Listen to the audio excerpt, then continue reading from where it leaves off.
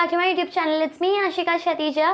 सो last video में हम लोगों ने फुल फ्लैट सम किया था, जिसमें हम लोगों ने realisation account, partners capital account and cash account तीनों फॉर्मेट्स जो हैं वो अच्छे से देखे थे। एंड सेम इस वीडियो में देखेंगे कि realisation account, cash account and partners capital account का फॉर्मेट क्या होता है, किस तरीके से हम लोगों को चीज़ें क्रेडिट करनी है, क्या डेबिट करना है, कौन सा बैलेंस लिखना है, कौन सा बैलेंस नहीं लिखना है, कैसे हम लोगों को ट्रांसफर करना है एसेट्स एंड लाइबिलिटीज़ को। Everything will see in this video. Okay, so let's start the question. Okay, so the question is Parth and Shivika were the partners in a firm sharing profits in the ratio of 3:2। The balance sheet of the firm is as follows. तो सबसे पहले हम लोगों को assets दिए हुए and liabilities दिए हुए, तो वो हम लोग रियलाइजेशन अकाउंट में ट्रांसफर कर लेते हैं। ठीक है, यहाँ पे आप जो एसेट्स हैं उसको आप यहाँ पे लिखोगे। ठीक है, सो यहाँ पे क्या लिखोगे, टू सन्ड्री एसेट्स। ठीक है, कौन से हैं, बैंक का हम लोगों को बैलेंस नहीं लिखना है, डेटर्स, स्टॉक, फर्नीचर। डेटर्स की वैल्यू है 27,000, stock 50,000 and furniture 2,20,000। Then liabilities दी हुई है, क्रेडिटर्स जो हैं उसमें 80,000 के हैं। Then Shivika's sister loan is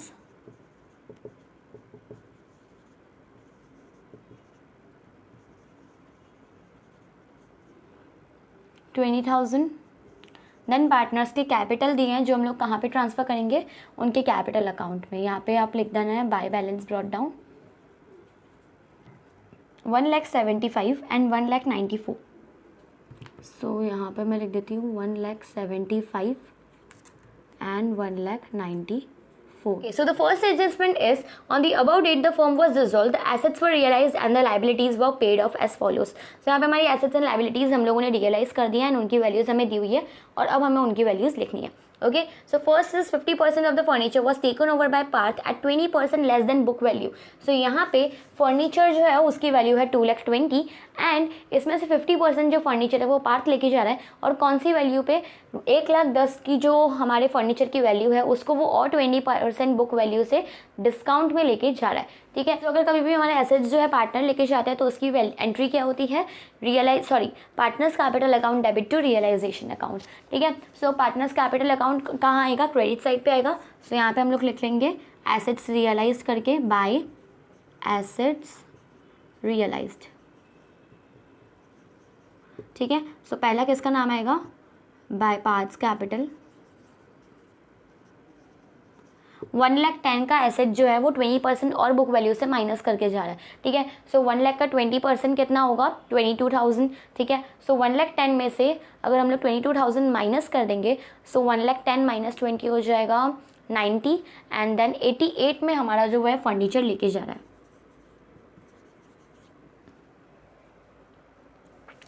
then the remaining furniture was sold for 1,05,000। अब जो हमारा रिमेनिंग फर्नीचर है जिसकी वैल्यू 1,10,000 है वो हम लोगों ने 1,05,000 में सेल किया। ठीक है, सो हमारे पास क्या आ जाएगा, कैश आएगा। सो हम लोग क्या लिखेंगे, बाय कैश अकाउंट 1,05,000।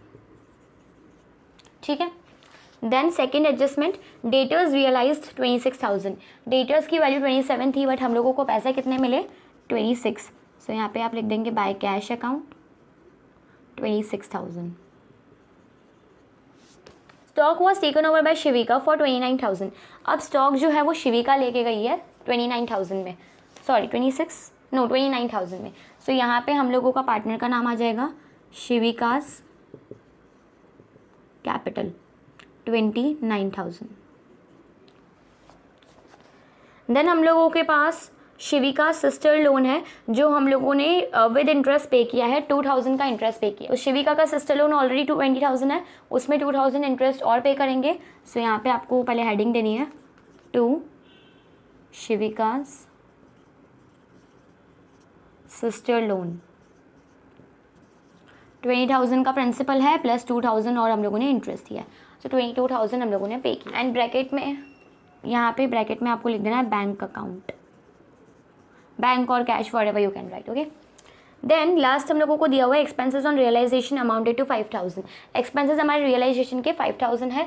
सो यहाँ पे हम लोग लिख देंगे टू बैंक अकाउंट ब्रैकेट में रियलाइजेशन एक्सपेंसेस। कितने थे? 5000। यस। क्रेडिटर्स की कुछ भी वैल्यू नहीं दी हुई है, इसलिए हम लोग को क्या करना है कंसिडर कि क्रेडिटर्स हम लोगों ने पूरे पे कर दिए हैं। To creditors account bank 80,000। ठीक है, डन। अब यहाँ पे हमारा पूरा रियलाइजेशन अकाउंट बन गया। अब हम लोग इसमें जो भी बैलेंसिंग है वो कर लेते हैं। सो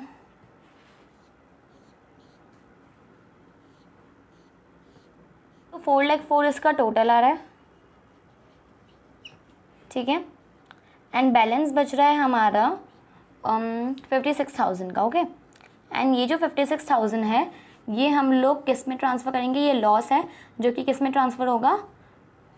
P&S में।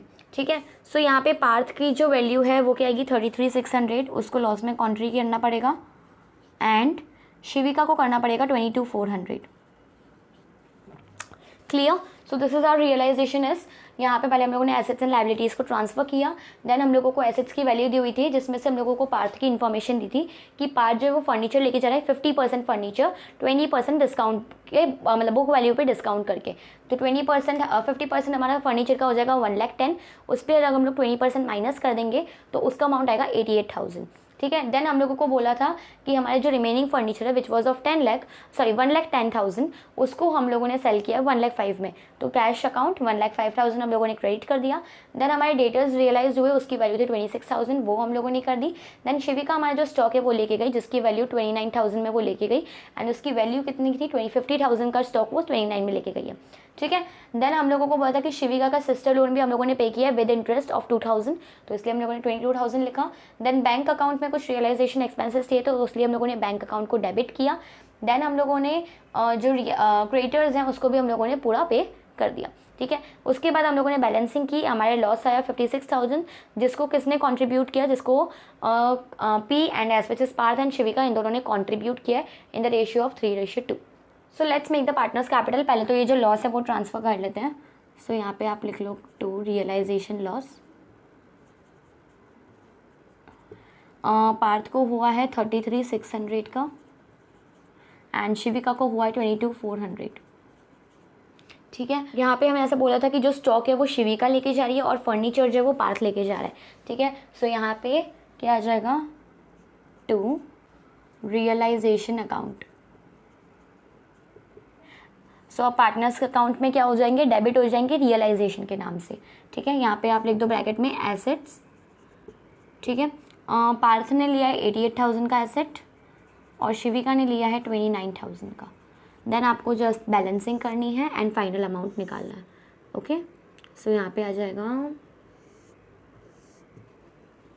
To cash final payment.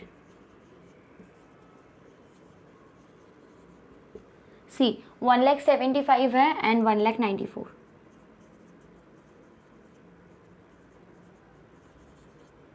सी मिलरली यहाँ पे भी 1,94,000 लिखेंगे एंड 1,75,000। ठीक है, सो पार्थ का बैलेंसिंग फिगर बच रहा है 53,400 एंड शिविका का बैलेंसिंग फिगर बच रहा है 1,42,600। अब ये जो बैलेंसिंग फिगर है इसको हम लोग कहाँ पे ट्रांसफ़र करेंगे? कैश में ट्रांसफ़र करेंगे। ठीक है, तो ये डेबिट हो रहा है तो यहाँ पे क्या हो जाएगा? क्रेडिट हो जाएगा। किस नाम से?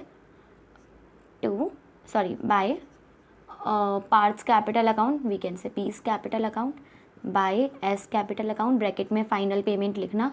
ओके, एंड यहाँ पे आएगा 53,400 एंड इधर आएगा 1,42,600। ठीक है, फिर बाद में हम लोगों को कैश का बैलेंस भी दिया हुआ था बैलेंस शीट में विच वॉज 1,72,000। सो यहाँ पे हम लोग लिख देंगे to balance brought down 1,72,000। Now listen, हम लोगों का जो कैश अकाउंट है मतलब कैश जो हमारे बिजनेस में आया है वो खाली इन दोनों का ही आया है, मतलब जो रिमेनिंग फर्नीचर हम लोगों ने सेल किया था और जो डेटर्स है उसके थ्रू ही आ रहा है। ठीक है, बाकी जो भी हम लोगों ने सेल किया वो हम लोगों ने पार्टनर्स के कैपिटल अकाउंट में ऑलरेडी एडजस्ट कर दिया है। सी यहाँ पे 88,000 हम लोगों ने ऑलरेडी एडजस्ट किया है एंड 29,000 भी एडजस्ट किया है। ठीक है, सो अब हम लोगों को वही लिखना है जिसमें हम लोगों ने कैश अकाउंट लिखा हुआ है जिससे हम लोगों के बिजनेस में पैसा आया है। ठीक है, वरना जो दूसरे अमाउंट से 88 एंड 29 वो हम लोगों ने पार्टनर्स के अकाउंट में ऑलरेडी एडजस्ट कर लिया है। ठीक है, so you just have to write this. तो यहाँ पे आप लिखो टू एसेट्स रियलाइज्ड कितने में रियलाइज़ किए हैं? 1,31,000। देन लाइबिलिटीज़ हम लोगों ने कौन कौन सी पे की?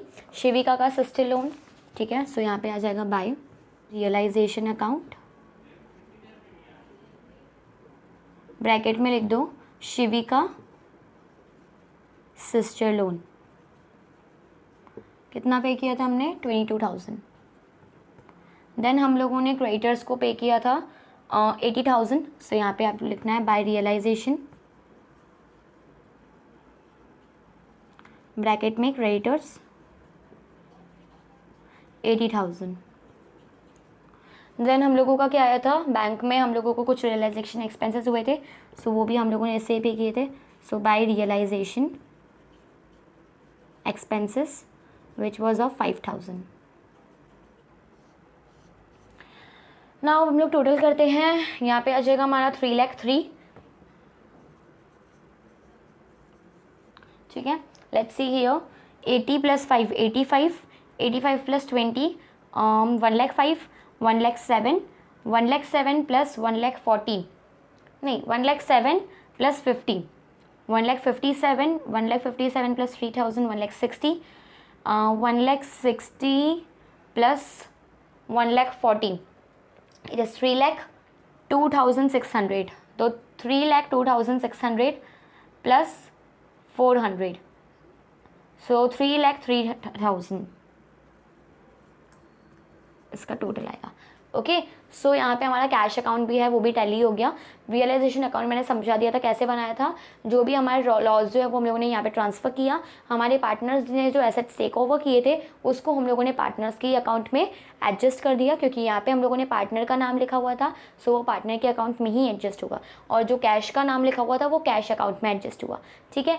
फिर बाद में हम लोगों की जो भी फाइनल पेमेंट आया वो कैश अकाउंट में हम लोगों ने ट्रांसफ़र कर दिया।